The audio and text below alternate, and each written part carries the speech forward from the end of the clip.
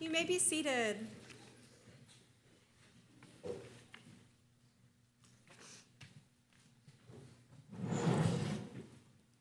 Shabbat Shalom.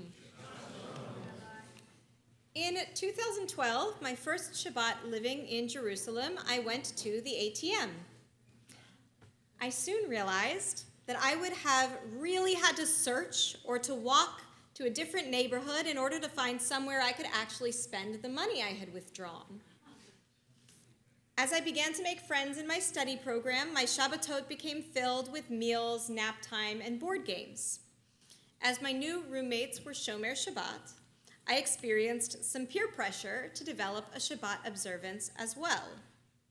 The first Shabbat I was in Jerusalem, it was not that I was actively trying to violate the prohibition against dealing with money on Shabbat. I just had never learned about Shabbat observance or been around other people who lived it. Starting with my second Shabbat in Jerusalem, my personal Shabbat observance began from convenience and peer pressure.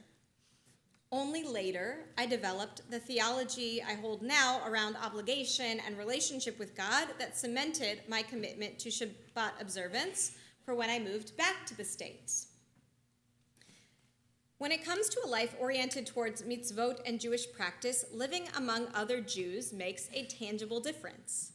In modern-day Jerusalem, the convenience of Jewish practice extends beyond the absence of avenues to spend money on Shabbat. There are minyanim on every corner to help us fulfill our obligations in prayer.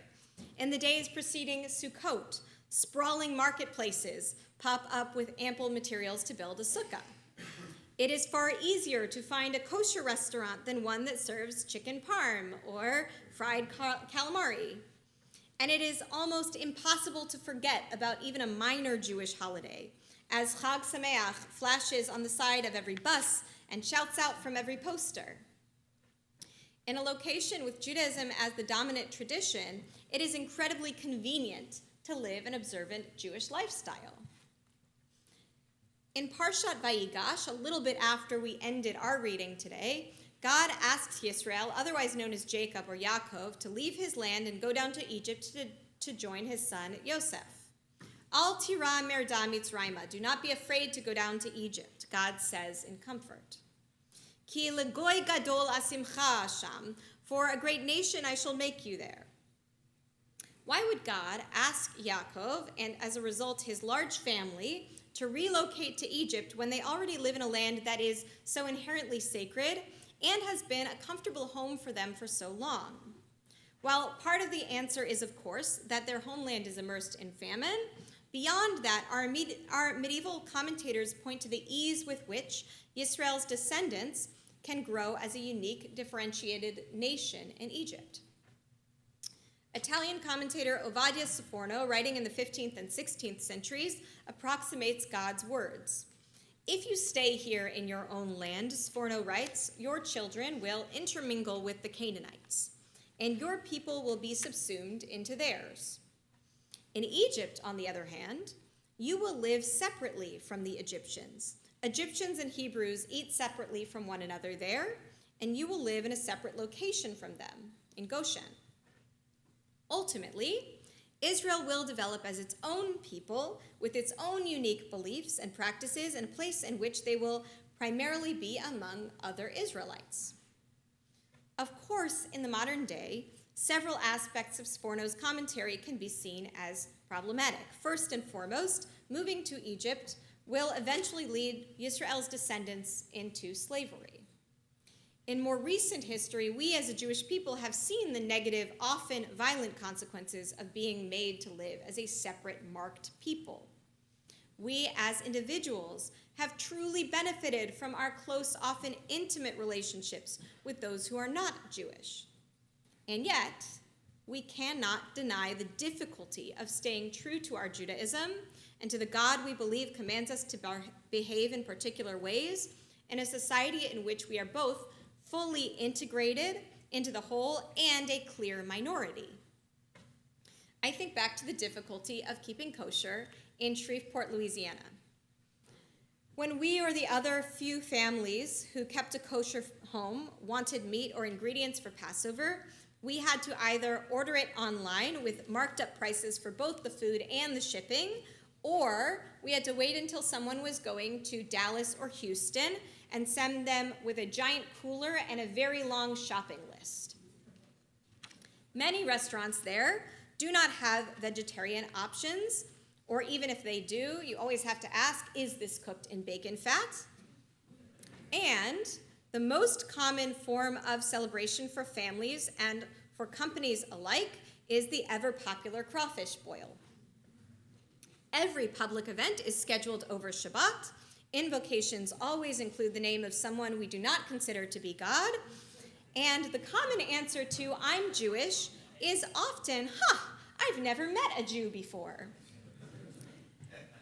Keeping to some sort of an observant lifestyle or even just an actively Jewish lifestyle takes a whole lot of effort, living somewhere like Shreveport, Louisiana. Of course, that effort is achievable. It is incredible the percentage of the Shreveport Jewish community who actively pursues Jewish space and time. And it is also all too easy to choose not to make that effort. In the opening words of his newest book, The Triumph of Life, Rabbi Yitz Greenberg teaches, all Jews alive today are essentially Jews by choice.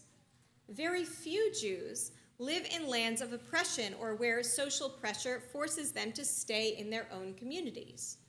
On the contrary, diaspora Jews are typically successful and prosperous. Their lifestyles vary little from many of those around them, who in turn see them as part of the general culture and society. Any person who opts to be identified as a Jew, regardless of the level of commitment of Jewish life, is choosing to be a Jew. Even in this particular area of the world, in which we have plenty of synagogues to choose from, kosher food available within driving distance, and plenty of Jewish social events to keep us in relationship with other Jews, we still have to make the active choice to pursue our Judaism. Thank goodness we are not restricted to only living among our fellow Jews. We have the privilege of being able to work in careers that offer us both material and spiritual fulfillment. We have the freedom to be in relationship with mensches of all national and faith backgrounds who help us to be our best selves, and yet that freedom comes with the price of a lack of peer pressure. We have to actively motivate ourselves to pursue our obligations and our identities as Jews. Today, as you are here on Shabbat at synagogue, during one of the most exhausting periods of the secular year, I am preaching to the choir by telling you to actively pursue Jewish space and lifestyle. And yet, there are ways to build a lifestyle in pursuit of positive Jewish peer pressure beyond just making it a priority to be here regularly.